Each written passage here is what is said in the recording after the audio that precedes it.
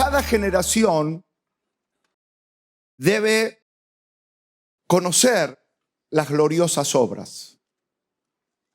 La generación de Josué fue una generación conquistadora, una generación que alcanzó, vio y poseyó todo el territorio, y termina el libro de Josué, como decimos nosotros, allí arriba, muy alto.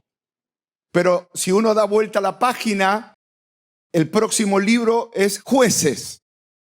Y el libro de Jueces, de ahí arriba, termina que la siguiente generación, o sea, los jóvenes, los nuevos convertidos, las nuevas generaciones, no alcanzaron lo que alcanzaron sus padres.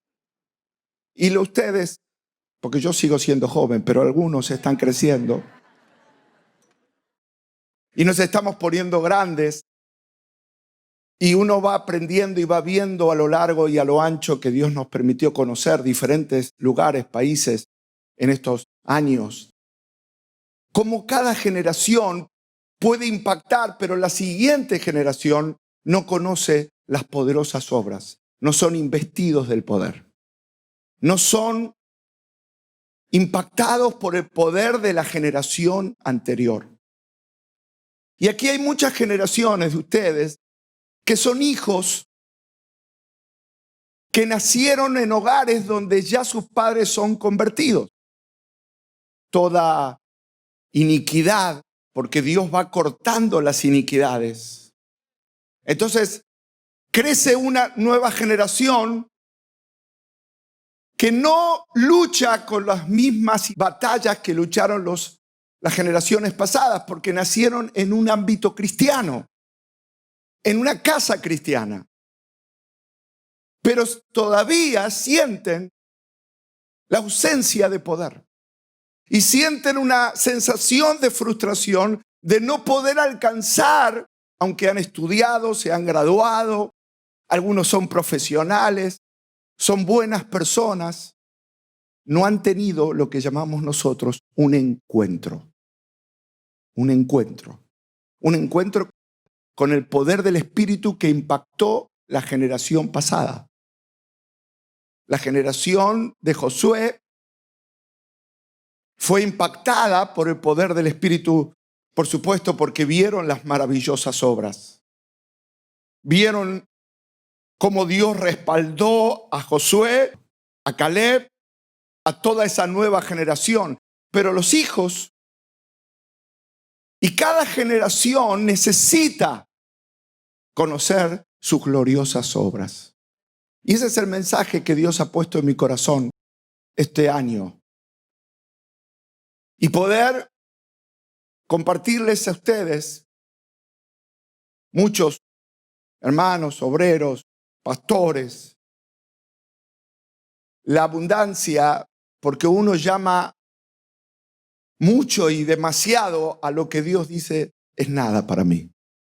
Señor, me diste demasiado. Y Dios dice, no, te di simplemente una gota en un océano. Entonces, la idea es cómo llegar a ese océano. Cómo alcanzar la plenitud de lo que Dios tiene y no conformarme. En los años, cuando empezamos la iglesia Rey de Reyes, siempre tuvimos una gran vida espiritual. La iglesia aquí en el barrio de Belgrano rápidamente creció. Cuando se inició con poder, con potencia, con milagros, con maravillas. Los vecinos de Belgrano, todos maravillados por las emplomaduras de las muelas, por las curvas en los pies planos. En el barrio, algunos se acuerdan, acá en la plaza, nosotros dábamos testimonio y los vecinos se sacaban los zapatos para mostrar los testimonios. Y la gente del barrio, en los edificios, muchos de ellos, gente que nunca vieron nada, no entendía lo que estaba pasando porque salían, veían cientos de personas descalzas. Vaya a saber lo que pensaron. Pero en realidad lo que estaba pasando es que estaban dando testimonio por la plataforma, que vinieron con el pie plano y tenían una curva de los perfecta, sin que nadie los tocara, solo por pisar la plaza. La gloria de Dios, el poder de Dios estaba tocando el barrio. Un pastor, en este caso nosotros con Betty, que no nos sentíamos capaces, que no nos sentíamos calificados, que no nos sentíamos que estábamos a la altura de un desafío tan grande, Dios tomó lo que no es y nos trajo a un lugar diciendo, lo voy a hacer para que la gloria y la honra sea para mí y no para el hombre. Amén. Y así vinimos aquí y esa experiencia evangelística trajo como consecuencia la apertura de la iglesia poderosa. Seguía el mover de la plaza, seguía en un edificio que alquilamos, que era un lugar grande, y seguía la gente dando testimonio, seguía los milagros, seguían las conversiones, y siguió, y siguió, y siguió. Y allí por el año 92, yo ya a esa altura la iglesia tenía para ese momento casi 2.000 personas en el barrio de Belgrano, en un edificio muy hermoso. Yo era presbítero de las Asambleas de Dios, director del Instituto Bíblico, tenía un hermoso matrimonio y unos hermosos hijos. Todo estaba muy bien. ¿Qué más pedir? Y Dios de repente me dice, ¿te vas a conformar con eso? Estoy fenómeno, Señor. Me levanto a la mañana, voy a la radio, predico, evangelizo. Después oramos con los obreros aquí, que eran todos recién convertidos. Así que eran para trabajo pastoral a full. Tenía mucho trabajo y yo estaba más que bien. Cansado, pero contento, como todos los pastores. Pensando en proyectos, porque cuando uno habla con un pastor, ¿qué habla? Proyectar, abrir colegios. De esas cosas hablamos, que la oveja se le fue. De esas cosas hablamos los pastores, ¿no? Y esa era mi vida. Y aparte, como era presbítero, que el presbítero atiende las cosas de la ciudad, también atendían no solamente las cosas de la oveja nuestra, sino las de otros, ¿no? Y allí estaba ocupado, y los cultos eran muy fuertes, muy poderosos, gloriosos. Y allí comenzamos a grabar las primeras producciones de la Iglesia Rey de Reyes, Camino por Fe, y canciones que cantábamos que nos inspiraban, y ahí comenzaron a surgir las canciones de la Iglesia Rey de Reyes, por supuesto no cantadas por el pastor, porque si cantábamos la gente se iba corriendo. Yo inspiraba nada más, ¿no? Inspiraba a los músicos a cantar y adorar. Así comenzó la iglesia y estaba ocupado, y siempre de alguna manera veníamos, iba al Instituto Bíblico a enseñar. Siempre actividad, plenos. Y de repente, como si una insatisfacción santa llegara a mi corazón. El Señor me dijo, ¿te vas a conformar con esto? Y claro, yo le preguntaba a los otros amigos míos y pastores, ¿y cómo va todo? Feliz, contentos. Y yo decía, no, hay que haber más. ¿Pero cómo más? Tenés culto de 5 horas, más. ¿Qué querés salir? No hay manera humana. Yo le dije, no sé, porque yo no sabía. No conocía la dimensión. Pero personas, libros, vivencias de otros. Por eso cuando uno viene a un evento así, es inspirado por los testimonios, por las vivencias, por los frutos de otros ministerios que nos hablan, que nos inspiran y que nos motivan a no quedarnos en la conformidad espiritual, sino ensanchar el territorio. Y yo pedía cosas a Dios y decía, Señor, úsame. Señor, úngeme. Y no sabía lo que estaba pidiendo. Y de repente un día dije, Señor, úngeme. Se me cayó toda la iglesia. Y le dije, bueno, basta, no tanto. Porque... No le dije así, al revés. Dije, más. Y ese día de santa búsqueda, de santa insatisfacción, ¿cómo hago para buscar más? ¿Cómo? ¿Cómo, Dios? Yo siento algo en mi corazón, pero ¿cómo? Y el Señor me volvió a hablar y me dijo, bueno, ahora lo que tienes que hacer es ayunar. Bueno, voy a ayunar. Y me empecé a hacer ayunos de 7 días sin dejar las actividades. Entonces seguía con la misma rutina, pero sin comer. Y cuando uno está sin comer, ¿qué pasa? Tiene hambre. Y encima la rutina de mucho trabajo y de mucha actividad de todos los días, ya realmente se sentía hambre. A veces yo tenía toda la semana sin comer y tenía los jueves de consulta pastoral. Y la gente venía y yo tenía un hambre bárbaro, Señor. Solo tomaba agua y agua y agua. Entonces un hermano vino, me acuerdo, me dice, pastor, tengo un gran problema. ¿Qué? Trabajo en la industria de la comida. Ay, Dios, ¿qué me está hablando? Tengo una panificadora. Es un pan delicioso.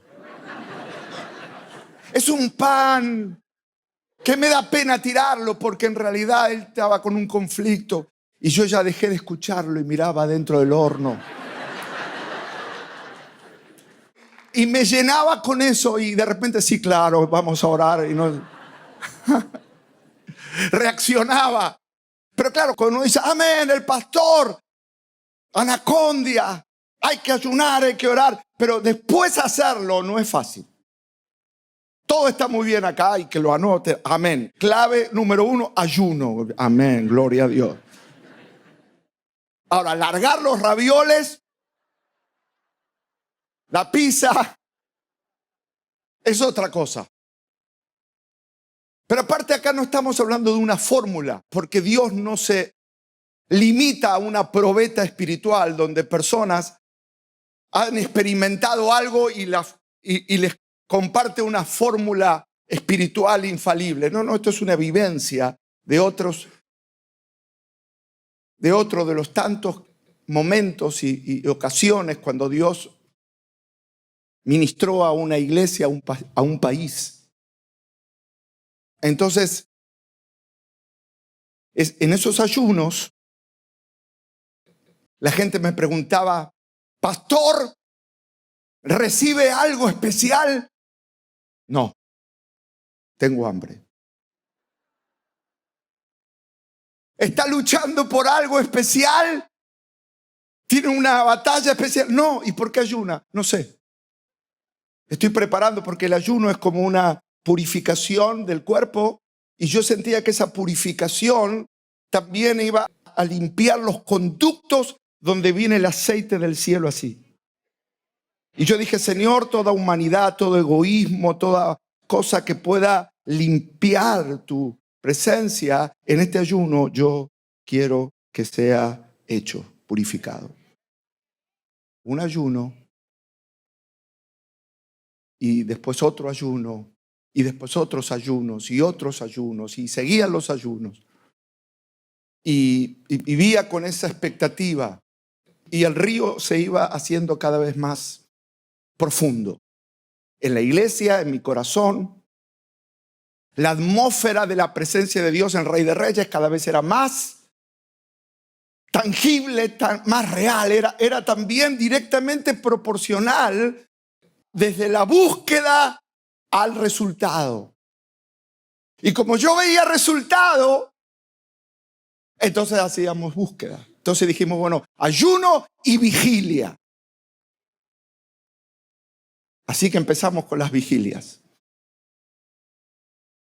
Yo me acuerdo mi primer vigilia en Parque Chas con las abuelas. Las dejamos toda la noche sin dormir a las abuelas. Ya desde esa época.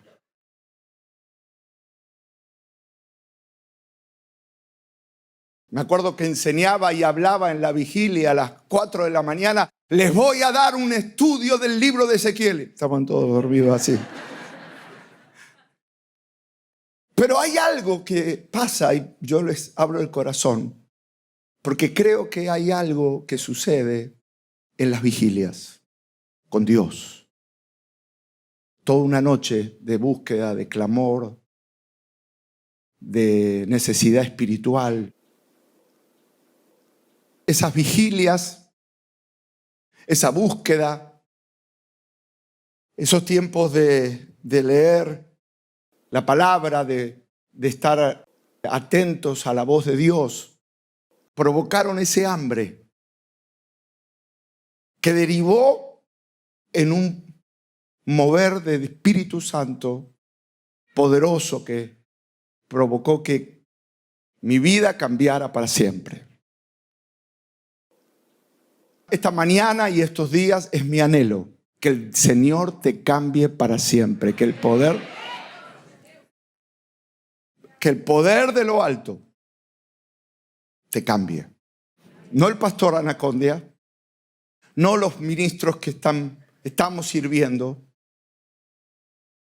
Que el poder de lo alto nos cambie. Ahora, pensando en esa experiencia del poder de lo alto, cuando uno piensa, justamente también el Señor, en sus planes y en sus propósitos, determinó que los discípulos tuviesen un día, un momento, una ocasión donde fueran cambiados para siempre.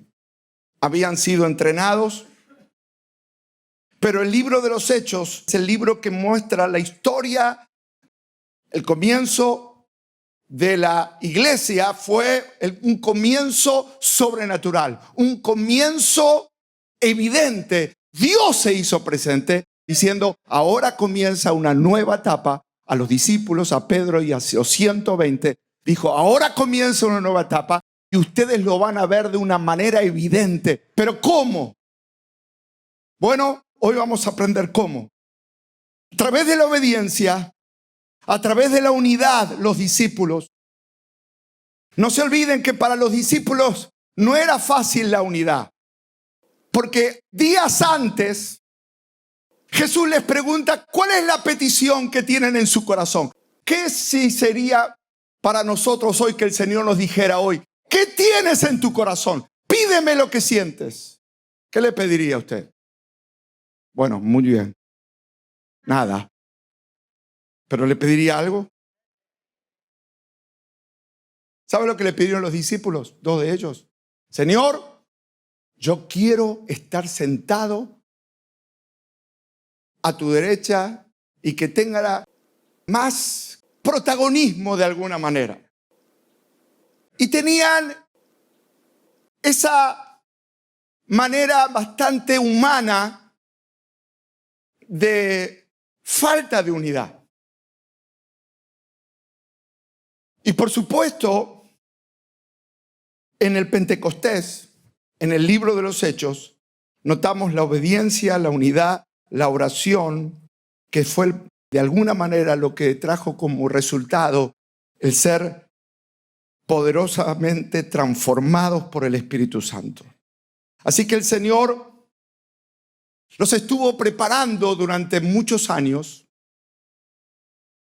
porque en realidad la preparación de Jesús era constantemente enseñarles y decirles que Él en un momento no iba a estar más. Por eso en el libro de San Juan les dice que Él iba a tener que salir, que no iba a estar más con ellos, pero que les iba a enviar a su propio espíritu para no solamente estar con ellos, sino habitar en ellos. Pero el Señor los estuvo preparando y les estuvo enseñando cómo vivir. En el libro de San Marcos, capítulo 11, versículo 22, Jesús ya lo que vendría a ser casi una semana antes Una semana antes de todos los momentos finales del ministerio de Jesús allí en Jerusalén, respondiendo Jesús les dijo: tened fe en Dios. Le estaba hablando a los discípulos de una verdad que creo que también nos sirve a nosotros en una vida que queremos perseverar, caminar, alcanzar los propósitos de Dios, pero también ver cómo Dios responde, cómo Dios obra en medio de las circunstancias. Tened fe en Dios, no fe en mis capacidades, no fe en mis planes, fe en Dios. Es la fe en Dios la que produce milagros. Es la fe en Dios la que el cielo escucha. La fe en Jesús. Y podemos tener mucha teología, mucho conocimiento, pero hay una necesidad de aprender a ministrar fe a la gente. De crear en la iglesia una atmósfera de fe. De que la gente al llegar a la iglesia donde nosotros participamos pueda saber que Dios está presente y no importan nuestras limitaciones humanas, el Dios que sigue siendo el mismo es el Dios que está dispuesto a salvarlos, a transformarlos, a cubrirlos con su sangre y darles una nueva vida, pero también a hacer milagros y maravillas. Tened fe en Dios. Tened fe en Dios. La fe en Dios. Y en ese mismo capítulo 11, versículo 25, dice: y cuando estéis orando, perdonad si tenéis algo contra alguno, para que también vuestro Padre que está en los cielos os perdone a vosotros vuestras ofensas. Qué interesante que aquí habla de una vida de oración. Pero dice también que en esa vida de oración tiene que ser equitativa a una vida de perdón. No dice perdonad de vez en cuando. Dice cada vez que oren, perdone. ¿Por qué? Porque Jesús estaba preparando a Pedro, estaba preparando a los discípulos, porque Jesús era el receptor de la crítica. Era el receptor, era quien recibía las murmuraciones, era quien recibía la oposición. Él era quien era el atacado, la persona que recibía las ofensas, la incredulidad de la gente. De él decían: ¿cómo puede el hijo de un carpintero decir que es el hijo de Dios? Pero ahora Jesús los estaba preparando y les estaba diciendo una gran verdad. No puedes estar en el ministerio con una vida herida. Y una de las grandes razones por las cuales o por la cual se pierde la unción es por el dolor, es por el resentimiento, es por la ofensa, por el sentirnos que damos todo y recibimos poco. Y esa ausencia de afecto, porque el ser humano, y está la parte humana del egoísmo, necesita el halago, necesita la atención, necesita el aplauso, necesita la admiración. Pero en este mundo, en vez de aplauso, de admiración, de halago, el pastor que recibe: pastor, hoy predicó mal. O tal vez, como yo dije, los resultados no son lo que uno esperaba. La competencia, al otro le va mejor, el otro habla y la gente dice cosas. Y aunque parece algo que no le prestamos atención, pero yo les puedo decir que muchas personas llevan la frustración del ministerio a su casa, a su familia, a su ministerio, a su almohada. No duerme en paz, no duerme en plenitud, porque está lleno de dolor, de resentimiento, de frustración, porque no han perdonado. Y aquí Jesús los está preparando para recibir al Espíritu Santo. Y fíjese que semanas antes del Pentecostés o semanas antes de la crucifixión o semanas antes de todo lo que iba a padecer Jesús, les está dando dos claves para prepararlos para vivir una vida ya sin Jesús al lado. Iba a estar dentro, pero no iba a estar en forma visible. Jesús iba a estar acompañándolos a través del Espíritu Santo, viviendo en ellos. Pero ahora Jesús le estaba diciendo: yo los estoy entrenando para que aprendan a seguir adelante. Y para seguir adelante hay que tener fe en Dios. No fe en los demás, fe en Dios. Prepárate, porque Dios es el Dios que te llena de fe, te llena de esperanza. Pero también tener una vida de perdón, aprender a perdonar, pero también aprender a arrepentirnos, porque no solamente tenemos que pedir perdón, sino tener arrepentimiento. Y arrepentimiento es un cambio de actitud, es dejar de cometer los mismos errores. Siempre cuento la historia de una hermana que estaba tan entusiasmada diciendo: pastor, mi vida cambió, dio un giro, 360 grados cambié. Y yo le dije: se le fue la mano. Con 360 grados volvió al mismo lugar donde estaba. Pero arrepentimiento es, si voy por un camino de equivocación, de pecado, de algo que me aleja del Señor, el arrepentimiento, el pedir perdón, es cambiar de dirección y seguir a Jesús. ¿Cuántos quieren el poder de la resurrección? Pero no hay resurrección sin cruz. Y algunos dicen: Padre, dame el poder de la resurrección. Pero otros no quieren ir a la cruz y morir al pasado, morir a las maneras humanas de vivir. No hay resurrección, no hay poder si no hay cruz. Primero vino la cruz, después vino el poder. Y hoy en día, como decía el hermano Carlos, quiero el poder, pastor, quiero que me ore, quiero que ponga sus manos sobre mí, quiero el poder. Pero claro, primero hay que ir y perdonar y humillarnos y revisar nuestra vida y decir: Señor, hay cosas que deben quedar en la cruz. Porque Jesús primero fue a la cruz y luego resucitó. Así que como resultado de la obediencia y de estar unidos entre ellos y haber cambiado su egoísmo, de decir: yo quiero estar a la derecha, no, yo quiero estar a la derecha, no, él va a estar a la izquierda porque yo quiero estar a la derecha. Cuando cambiaron su egoísmo,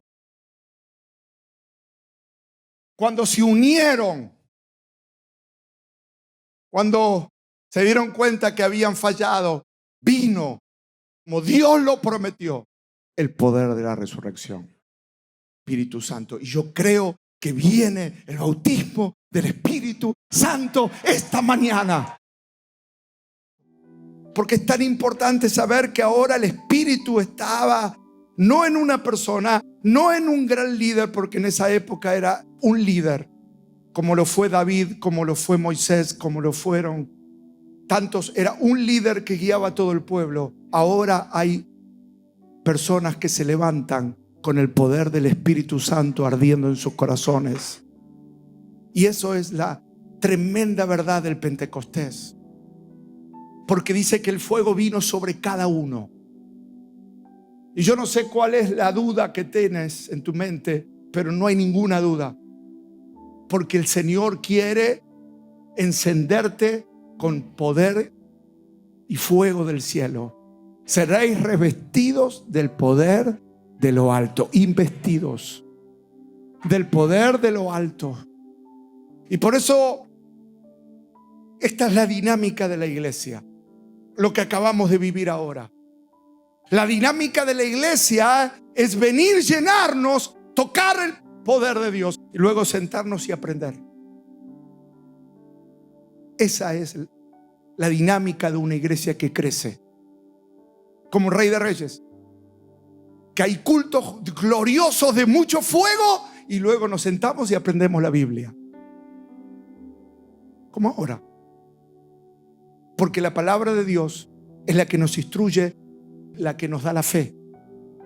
Porque la Biblia dice que la fe viene por el oír la palabra. Pero también hay momentos cuando Dios se hace presente y nos da su fuego. Ahora, ¿qué va a pasar con el fuego ese que recibimos? Solo Dios lo sabe. Pero algo tremendo va a pasar seguramente. Porque todo lo que Dios toca no es la misma persona. Usted ya no vuelve a casa igual. Con eso a mí no me convenció. No volvemos iguales. Porque cuando Dios nos toca, nos ministra, nos habla, nos expone a su fuego, hay algo que se queda habitando en nuestro corazón. Y es esa frescura, esa maravilla de Dios que produce que la obra de Dios tenga ese fruto.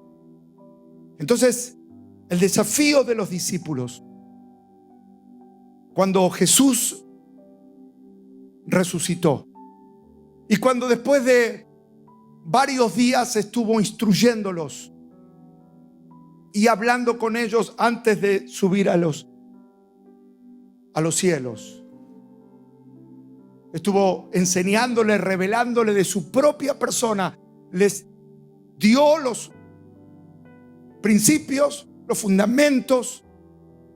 Ya se los había enseñado durante 3 años. Luego resucitó y se quedó más tiempo hablándoles todo.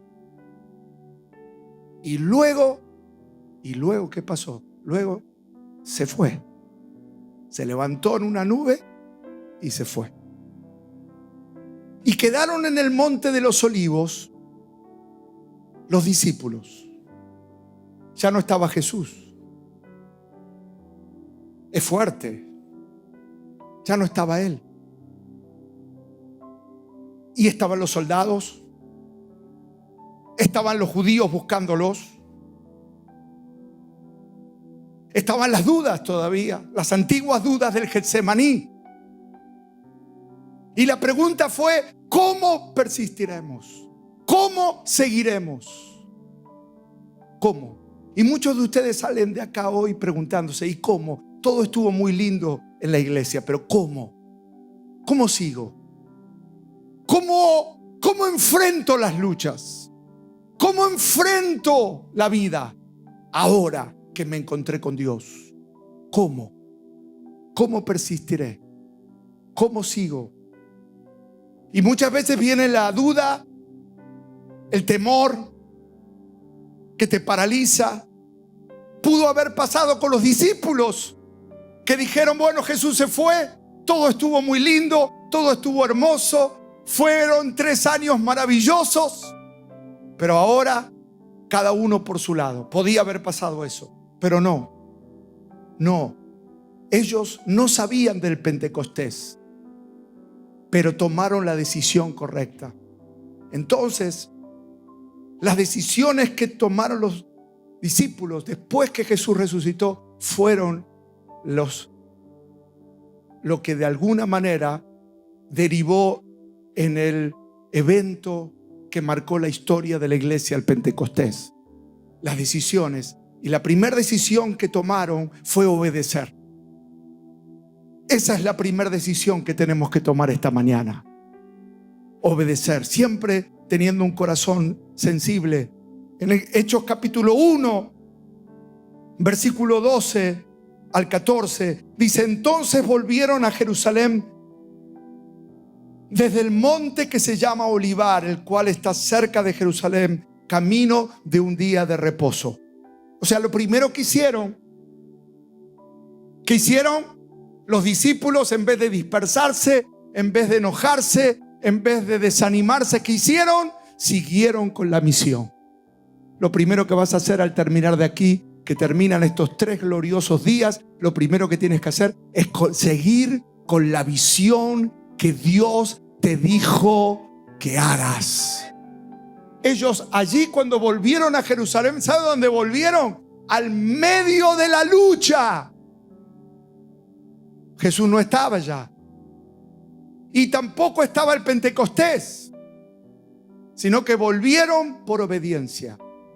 El Señor te dice: vuelve a hacer lo que te mandé a hacer. Aunque no veas resultados, tienes que ser fiel, tienes que ser perseverante, tienes que vivir con fe en acción. Volvieron al lugar de presión. Volvieron al lugar donde humanamente sería: no vayan ahí. ¿Cómo van a ir ahí si a su líder lo mataron y a ustedes los están buscando? Y volvieron a Jerusalén, porque era el lugar que Dios les dijo: quédense en Jerusalén. Amén. El Señor te dice: obedece. La obediencia tiene fruto, siempre, siempre, siempre, siempre, siempre tiene fruto. Ser fiel siempre tiene fruto. Y entrados subieron al aposento alto donde moraban Pedro, Jacobo, Juan, Andrés, Felipe, Tomás, Bartolomeo, Mateo, Jacobo, hijo de Alfeo, Simón el celote, Judas, hermano de Jacobo. Todos estos perseveraban unánimes en oración y ruego. Y dice Hechos capítulo 2, versículo 1: y cuando llegó el día de Pentecostés, y no era casualidad el día de Pentecostés, porque el Señor esa ocasión la eligió con un propósito y una razón, porque Dios no hace las cosas por casualidad. Eligió la fiesta del Pentecostés, como todas esas fiestas muy importantes, porque venían de todo Jerusalén, de todo Israel, judíos a celebrar la fiesta que aún hasta el día de hoy se celebra, que es la fiesta de las cosechas. Y también venían de otras regiones y de otras naciones, dando a entender ya desde esos comienzos que el motivo del Pentecostés no era solo Jerusalén, era llevar eso que ocurrió en Pentecostés hasta lo último de la tierra, hasta los confines de la tierra. Y desde esa manera las personas que vinieron de diferentes lugares llevaban esa experiencia de haber visto lo sobrenatural y de haber quedado maravillado con lo sobrenatural, entusiasmados. Y muchos de ellos seguramente fueron ya los que se adelantaron a Pablo y a otros, llevando el anuncio de lo que había oído, lo que habían oído allí en el sermón de Pedro, de la experiencia que habían tenido y cómo el evangelio había descendido, cómo el Espíritu Santo había descendido a ese lugar de oración. Habían cambiado para siempre.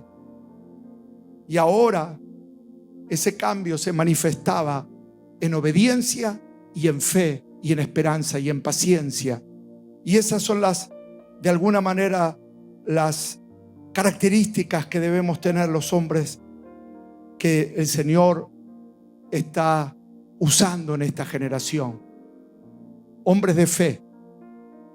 Habían actuado con fe. No se llenaron de temor saliendo de Jerusalén. No se llenaron de dudas o de situaciones conflictivas entre los discípulos, sino que actuaron en unidad y volvieron a Jerusalén a esperar la promesa del Señor. Actuaron con obediencia, con fe. Jesús los había llamado hombres de poca fe. Muchas veces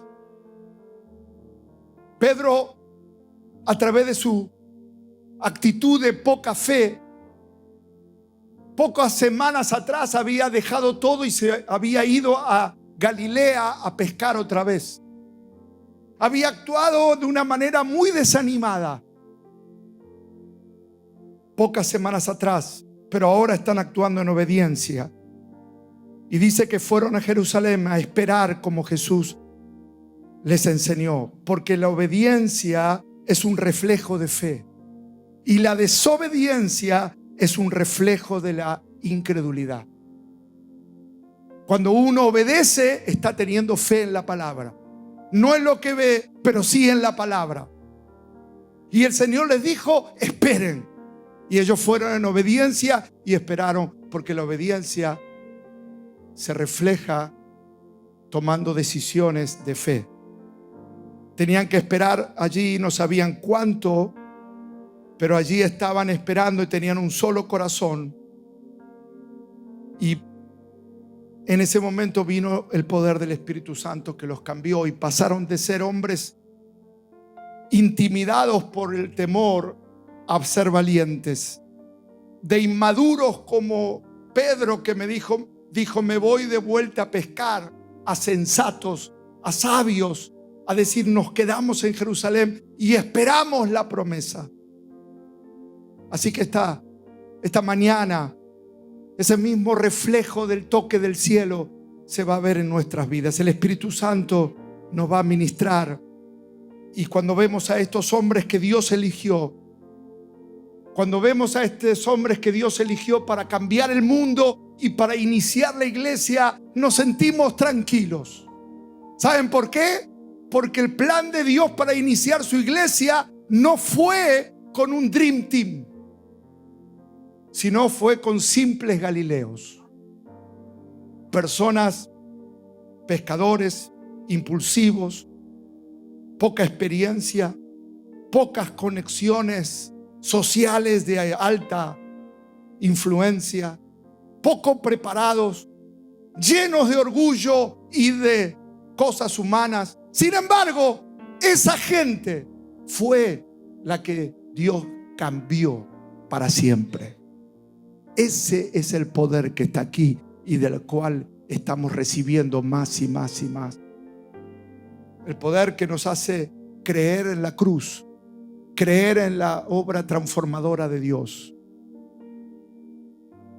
La oración en el Pentecostés les recordaba a ellos que tenían que orar, porque la oración nos hace recordar que somos dependientes.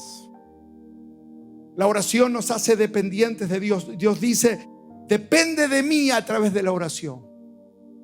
No lo puedo hacer yo, tengo que orar. Eso significa soy dependiente. No soy independiente. No soy yo mismo, soy dependiente del Espíritu. Él lo va a hacer. Él es el que hace maravillas. Él es el que nos renueva. Que tengamos ese renuevo de la presencia del Señor que nos lleve a buscar más de Él. Debemos buscar dirección del Espíritu y de las Escrituras, y Él nos va a hablar. En Hechos 1:8 dice, y estando juntos les mandó que no se fueran de Jerusalén, sino que esperasen la promesa del Padre, la cual les dijo, oísteis de mí. Y más adelante dice en Lucas, o mejor dicho, en el libro de Lucas 24:40, dice, aquí yo enviaré la promesa de mi Padre sobre vosotros, pero quedaos vosotros en la ciudad de Jerusalén hasta que seáis investidos del poder de lo alto. Ellos tenían que esperar en oración, en ruego, una promesa. Y el Señor quiere que camines en esa esperanza de las promesas que el Señor tiene para ti, que se van a hacer reales. Quiero que levante sus manos allí donde está y que le diga al Señor que a partir de estos momentos tan especiales que estamos pasando con el Señor, usted más que nunca siente la necesidad de cambiar y de obedecer y de esperar en sus propósitos y ser sensibles a su voz y a la dirección de su palabra. Gracias, Padre. Gracias por tus maravillas. Gracias por tus misericordias. Yo te pido que bendigas cada mano que está acá, cada mano que se levanta allá arriba de todo, aquí abajo, cada ministro, cada familia, cada obrero. Úsalos, Dios. Levantamos nuestras manos y recibimos esa pureza, esa unción y esa plenitud que viene de ti. Estamos completos en Cristo y en la presencia que nos da el poder para vencer. En el nombre de Jesús. Gracias, Señor, gracias.